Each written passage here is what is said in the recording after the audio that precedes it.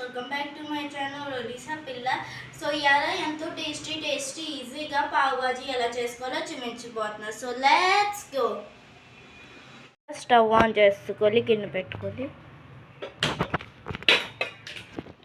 2 spoons oil పోసుకోవాలి,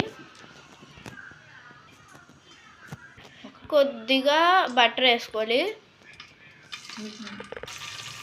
అదే మీకు కావాలనుకుంటే అంతా బటర్తో అయినా చేసుకోవచ్చు. మేము అవుతే కొంచెం ఆయిల్ ఇంకా బటర్ వేసుకున్నాం. ఇప్పుడు ఇది కొంచెం హీట్ ఎక్కింది కదా, ఇప్పుడు ఉల్లిపాయలు వేసుకోవాలి, ఆనియన్,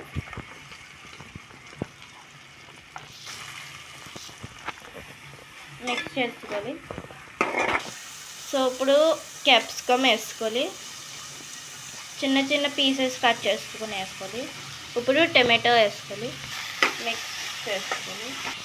ఇప్పుడు పచ్చి బఠానీలు వేసుకోవాలి. అన్నీ ఉడికిపోయినాయి కదా, ఇప్పుడు అల్లం వెల్లుల్లి పేస్ట్ వేసుకోవాలి.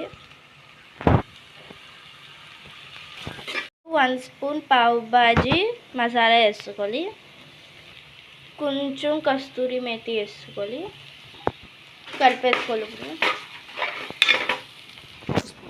కొంచెమే కారం వేసుకోవాలి, 1 స్పూన్.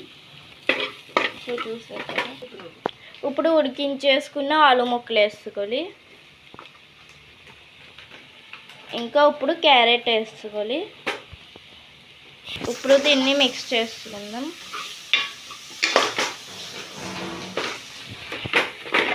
మంచిగా మిక్స్ చేసుకోవాలి.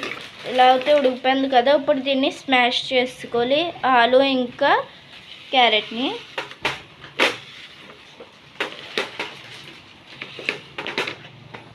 ఇలా అయితే స్మాష్ చేసుకున్నాం కదా, ఇందులో వాటర్ పోసుకొని కుక్ చేసుకోవాలి.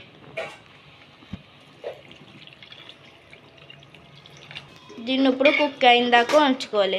ఉడుకుతున్నాయి కదా, ఇప్పుడు సాల్ట్ అయితే వేసుకోవచ్చు సరిపోయినంత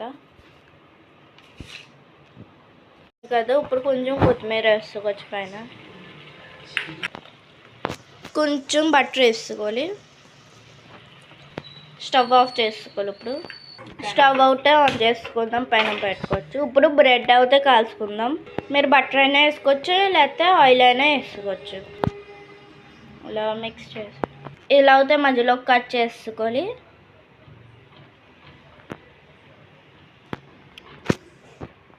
ఇలాగా దీని మీద కొంచెం కారం వేసుకోవాలి, కొంచెం పావ్ బాజీ మసాలా వేసుకోవాలి. ఇప్పుడు కోసుకున్నాం బ్రెడ్ని పెట్టేసుకోవాలి. కాల్చేసుకున్నాం కదా, ఒక ప్లేట్లో తీసుకుందాం. ఎంతో టేస్టీ పావ్ బాజీ అయితే రెడీ అయిపోయింది. మీరు కూడా ఒకసారి ఇంట్లో ట్రై చేసి కామెంట్ సెక్షన్లో రాయండి.